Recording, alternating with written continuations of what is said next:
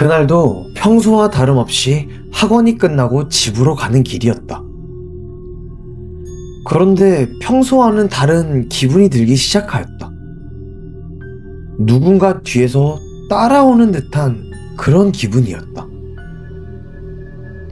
슬쩍 뒤를 돌아보니 한 남자가 모자를 푹 눌러쓰고 나를 따라오고 있었다. 오싹한 느낌에 나는 태연하게 문자 보내는 척 내가 사는 아파트 쪽으로 빠르게 들어갔다.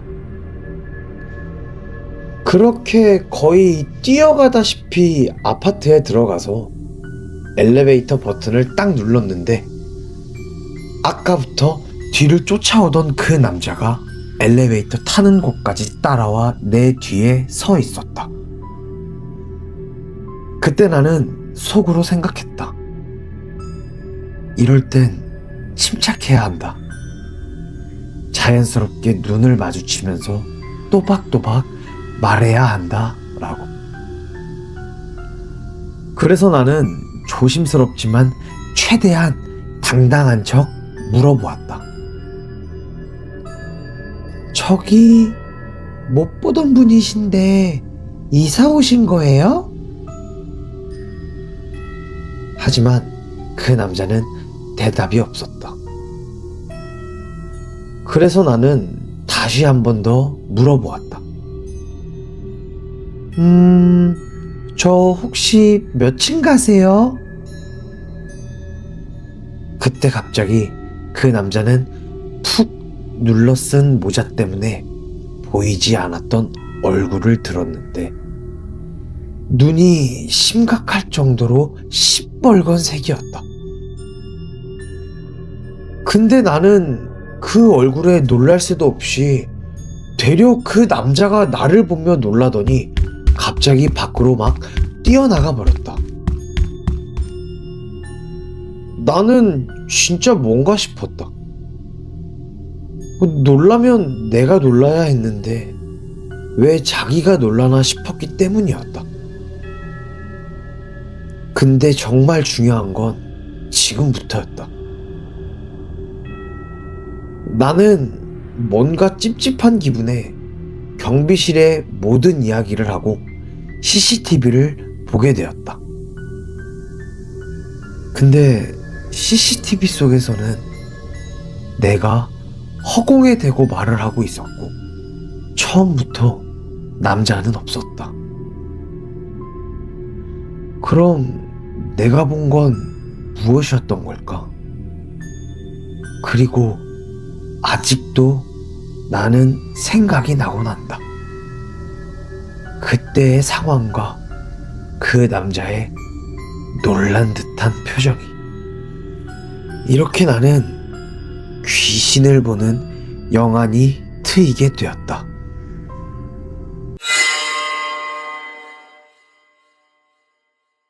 이 이야기는 내가 아는 지인이 실제로 겪은 이야기이다.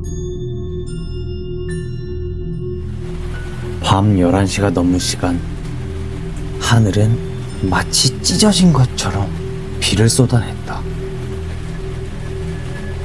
굵은 빗줄기가 도로를 때리면서 텅 빈 도로 전체에서 물이 튀어올랐다. 하람은 버스카드 잔액을 확인하다가 마지막 버스를 놓쳐버렸다. 이런 날씨에 진짜 운도 지지리도 없네. 도심 외곽에 있는 작은 시외버스 정류장. 사람도 차도 가게도 없는 마치 버려진 것만 같은 느낌의 장소. 가로등 하나가 비를 맞으며 깜빡거릴 뿐이었다.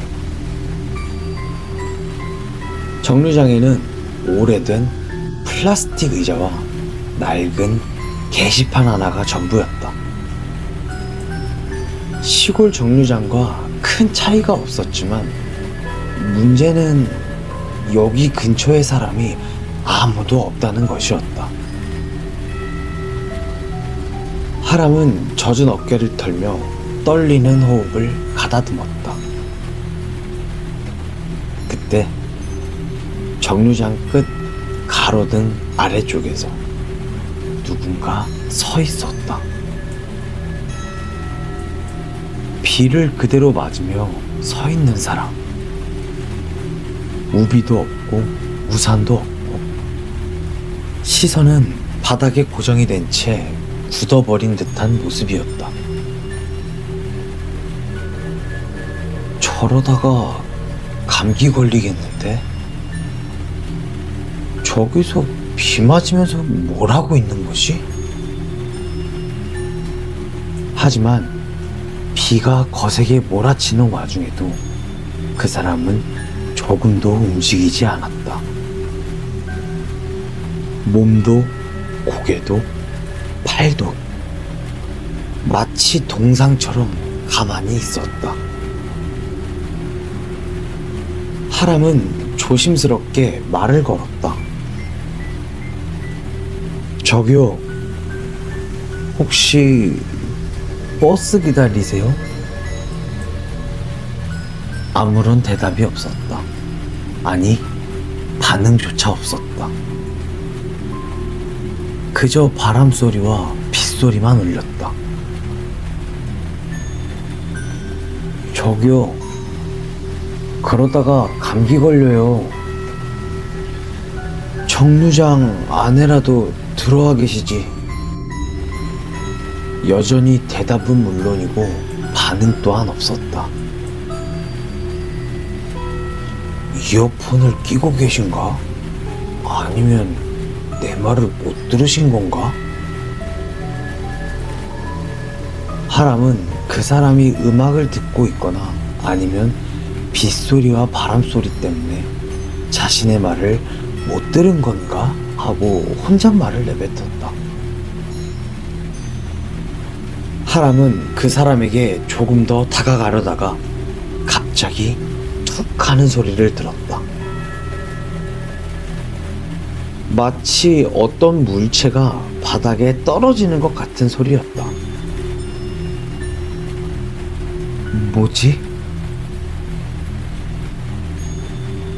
가로등 아래에 선 그 사람의 귀 근처에서 무언가 툭 하고 떨어져 바닥에 놓여 있었다.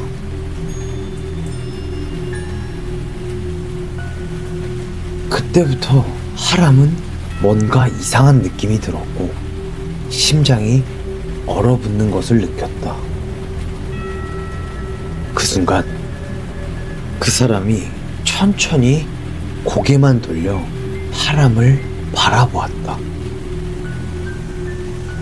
빛에 드러난 얼굴은 생기가 없는 듯한 색상이었고 눈에는 초점조차 없었다.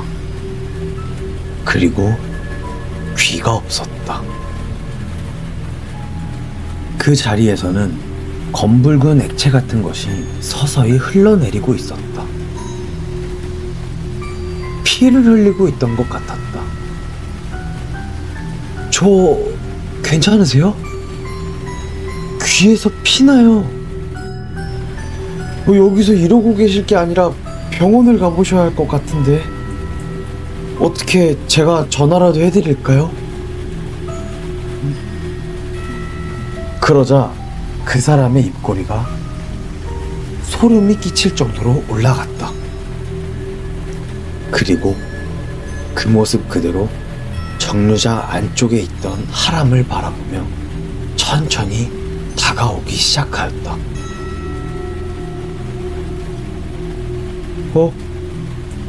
일로 왜 오는 거지? 아! 하람은 그대로 미친 듯이 도망을 쳤다. 뒤에서 비에 젖은 뭔가가 바닥을 긁는 듯한 소리와 속삭임이 들렸다. 어디가? 버스 기다려야지. 정류장을 벗어나 그나마 조금 밝은 공원 근처까지 도착했을 때 다리에 힘이 풀려 주저앉고 말았다. 잠시 숨을 돌리고 주변을 둘러보는데 멀리 편의점 불빛이 보였다. 마치 구조 신호처럼 밝게 빛나 보였다. 하람은 비틀거리며 편의점으로 향했다. 편의점 문을 열고 그 안으로 들어가자 직원이 깜짝 놀라 뛰어나왔다. 손님, 괜찮으세요? 아니, 이 비가 오는데 우산도 없이 여기까지 비를 맞고 오셨어요. 저 그런데 혹시 무슨 일 있으세요? 안색이 안 좋아 보이시는데. 저기 혹시 정류장에 귀가 미친 소린 것 같은데 귀가 없는 사람을 본 적이 있나요? 하람의 질문에 직원은 뭔가 아는 듯 대답하였다. 혹시 가로등 밑에 서 있었나요? 네? 네, 맞아요. 직원의 얼굴이 하얗게 질려버렸다. 그 사람, 아니, 그거 사람 아니에요. 죽은 사람이에요. 3년 전에 실종됐다가 최근에 발견되신 분이에요. 뭐라고요? 발견 당시 귀는 잘린 상태였고 시신은 일부만 발견되었다고 했어요. 하람의 몸이 떨려오기 시작하였다. 직원은 창밖 정류장 쪽을 희길끔 보더니 이야기를 계속하였다. 비 오는 날 혼자 그 정류장을 지나간 사람들 대부분이 그 사람을 봤다고 말했어요. 그리고요?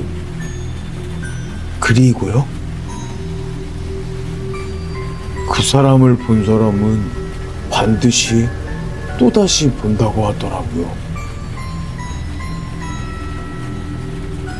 편의점의 형광등이 파르르 떨렸다. 빛이 깜빡거리며 고요한 공기를 찢는 듯하였다. 일단 지금은 정류장 쪽은 절대 보지 마세요. 하지만 사람이라는 게 그런 금기 같은 것을 들으면 오히려 시선을 돌리고 만다. 하람은 절대 봐선 안 된다는 걸 알면서도 천천히 편의점 유리창 너머를 바라보았다. 저 멀리 정류장 가로등 아래 그 사람이 처음 보았던 모습 그대로 서 있었다. 그리고 하람을 향해 웃고 있었다. 찢어진 입, 검붉은 물이 흐르는 얼굴, 그리고 없는 귀. 비정상적으로 길게 뻗은 팔을 들며 천천히 손짓하였다. 다음 버스 곧 와. 이리 와서 같이 있자. 나랑 같이 있자. 하람은 숨이 멎는 것 같았다. 심장이 얼어붙듯 멈춰 있었다. 편의점 직원이 하람의 어깨를 흔들었다. 괜찮아요? 정신 차려요. 하람이 다시 창문을 봤을 때 가로등 아래에는 아무도 없었다. 하지만 그때 하람의 휴대폰이 울렸다. 문자 하나. 모르는 번호였다. 문자의 내용은 이러하였다. 오늘은 나 먼저 갈게. 다음에 또 다시 만나자. 비 오는 날마다 내가 너를 기다리고 있을게. 문자의 내용을 확인한 하람은 너무 놀라 다리에 힘이 풀려 주저앉았다. 그 후로 하람은 한동안 밖에 나가지 못했다. 비가 오는 날이면 그날 본 것이 떠올라 다른 생각을 해보려고 TV나 음악을 크게 틀었다. 하지만 어느 날 밤 사건이 벌어졌다. 회식을 마치고 집으로 돌아가기 위해 술에 취한 상태로 무의식적으로 걷다 보니 그 정류장 앞에 하람이 서 있었다.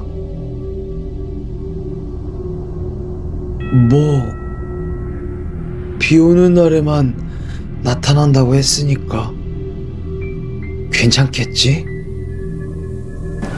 그 순간 하람의 말이 들리기라도 한 듯 마른 하늘에 비가 내리기 시작하였다. 하람은 심장이 멎는 것 같았다. 혹시나 하는 마음에 하람은 가로등 쪽을 바라보았고 그것이 비에 젖은 채 하람을 보며 웃고 있었다.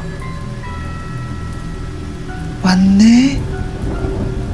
비 오는 날에 내가 기다리고 있겠다고 했잖아.